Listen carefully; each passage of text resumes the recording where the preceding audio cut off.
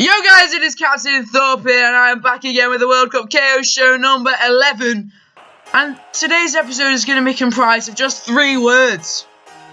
It's coming home. If you enjoyed the video, please give it a like, subscribe if you haven't already. I'll catch you.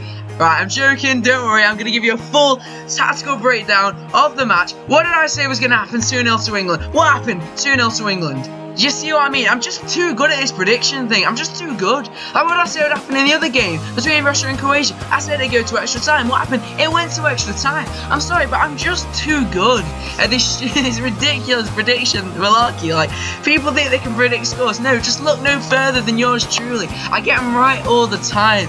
And if you want to know who England are going to be playing in the final of the World Cup, then stay tuned for the rest of the episode, because I will be telling you who is going to be going through to face England between France and Belgium. But before that, let's just give you a little breakdown of the match. Well, basically, England absolutely dominated Sweden from the start to the end, and we scored a couple goals. Dele Alli header from Jailings, and Harry Maguire header from Ashley Young. Another set piece as well. We're really good at scoring set pieces, but we also got on from open play as well, which is promising. The only problem was in the performance was Raheem Sterling. Oh my word, he gets into such good positions. Like, he's got so much pace. He's got a really good brain for getting into great positions, but he can't kick a ball. And why are you a footballer if you can't kick a ball? You can get into positions, you can get through on goal, you can get into one-on-ones, but if you can't shoot, you can't finish, then what you're doing being a striker? You've still not scored since 2015 for England, and he's a striker. He starts every single game. What is the point? Just don't play him, Gareth. Just don't play him. You could say his interplay was good, but to be honest, it doesn't really matter if you can't score. What are you doing being a striker if you can't score? Anyway, point is, England still won. Sterling or no Sterling, England will still win.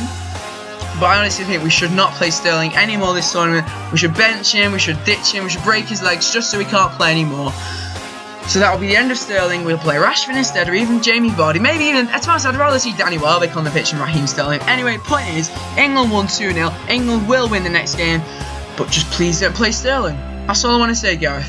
In terms of the other match, I said it'd be 0-0, and it was 1-0 at full time, so I wasn't too far off. In extra time, I thought Croatia would take the lead and take the victory. They did take the lead, but Russia pegged it back with a Fernandez header in the 26th minute, making it 2-1, and it went to penalties. But Russia's penalty performance was very poor. To be honest, they didn't do well at all. It was Smoller that took the opening penalty. My word, what on earth was it? If you're going to chip the ball, chip it down the middle of the goal. And he chipped it to the left. Like, you can't chip it just a little bit to the left, because the keeper dived. He's like, hang on, I can still save this. And he just palmed it away.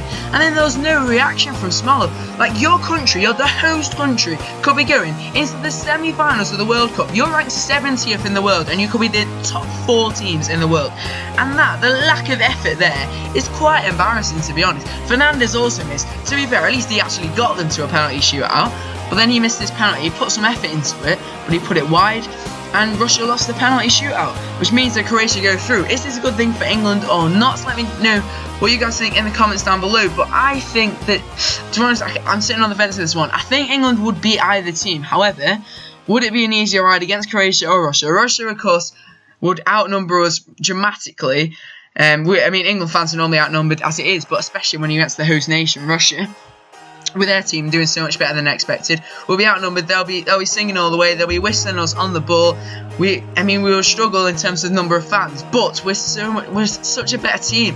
And Russia still keep managing to find goals out of nowhere. They still keep keeping the defence pretty solid. So Russia are a decent team, but England against Russia would as much as it would be tricky for England because of all the support that they've got and the defensive ability that they've seemed to put together during this World Cup, I think England would still have won it.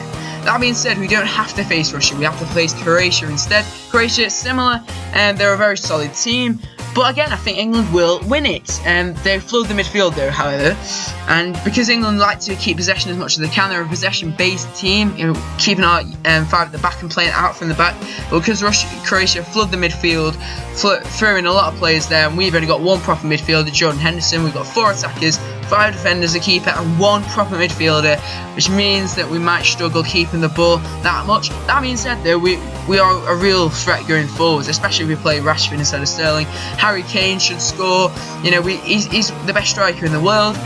which basically means that whatever team is against, he's capable of scoring or creating the goal. I know he didn't score last time out, but he still played well. He was just a bit selfless, and to be honest, rather than keep passing it to other players, you might as well just shoot yourself, Harry, because you can score. You're better than them. Just score yourself, you know, even if it means it's a one-man team. You're used to that at Tottenham, you know. We don't care as long as we win. So don't be a selfless, Harry. Just score.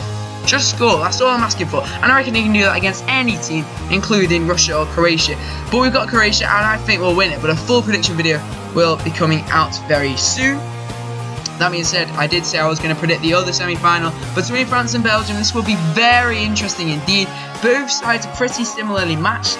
Because Belgium played so well against Brazil, yes, they should have conceded a penalty, which may have turned the match on its head completely. But they didn't, and it was still a good defensive performance. They were very good going forward too. I think they're going to beat France. France haven't really been challenged in that way.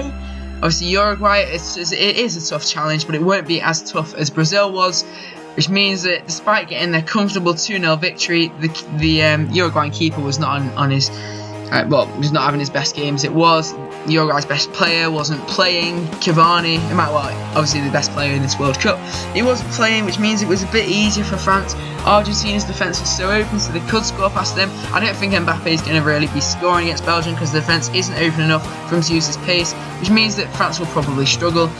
And I think that Belgium will go through to the final and face England. So that'll be another Belgium versus England clash, just like it was in the group stage. I don't know when the last time that happened was, when both teams from the same group made it through to the World Cup final. Let me know in the comments down below if you know. But I think that Belgium will beat France, and I'm saying a 2-1. What do you guys think? Did you enjoy the video? Please give it a like if you did. Subscribe if you haven't already. I'll catch you guys later. Football is coming home, and adios.